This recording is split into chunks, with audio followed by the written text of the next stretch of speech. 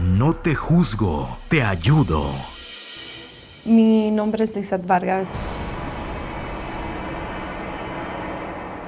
Yo pasé por un trauma muy grave donde yo creciera con mucho rencor, mucho odio, especialmente contra mi mamá.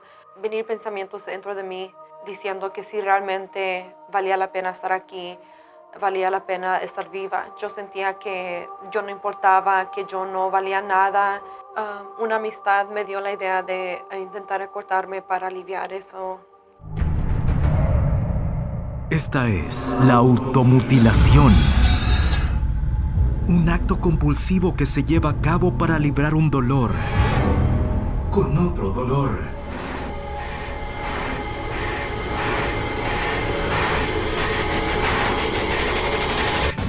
Yo busqué ayuda con mi mamá y para mi sorpresa, mi mamá no me quiso ayudar. A lo contrario, ella no pudo creer en mí, ¿verdad? Y cuando eso pasó, yo me llegué a sentir muy mal. Me sentía sola, me sentía que nadie me quería, que yo no valía nada. Esa depresión, esa tristeza, luego se convirtió en mucho odio contra ella. Es donde yo comencé a estar con malas amistades, hacíamos muchas cosas, comencé a hacer marihuana, cualquier cosa que yo podía distraerme, yo lo hacía, porque yo no quería pensar en todo lo que yo estaba sintiendo adentro, ¿verdad? Yo no quería ser percibida como una joven triste y débil. Por lo contrario, yo quería ser percibida como una joven fuerte, una joven que no tenía miedo, que nada le había pasado. Yo quería ser como si ese trauma que había pasado dentro de mi vida nunca había acontecido. Venir pensamientos dentro de mí diciendo que si realmente valía la pena estar aquí, valía la pena estar viva. Yo sentía que yo no importaba, que yo no valía nada.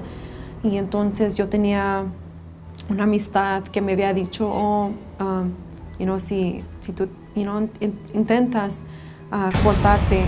Síndrome que durante la ansiedad de la juventud se experimenta con altos niveles de angustia y ansiedad.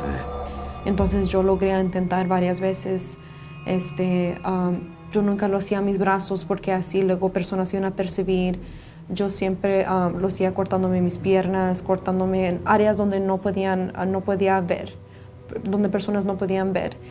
Después de eso, yo todavía sentía ese vacío dentro de mí. Puede llegar a ser crónico entre los jóvenes de 13 a 15 años, principalmente mujeres. Y una noche que fue realmente la noche que realmente marcó mi vida, que caí más al bajo, fue porque esa noche estaba tan desesperada que yo no sabía lo que hacer. Entonces me recuerdo que yo estaba caminando y entonces después de allí miré un carro que vine a una calle donde los carros venían a una fuerte velocidad, una velocidad muy rápida. Y entonces yo dije, es esto es lo que me va a ayudar, es lo que me va a quitar todo este sufrimiento que yo estoy sintiendo dentro de mí. Fue allí donde mi alma gritó socorro y pude conocer del Templo de los Milagros.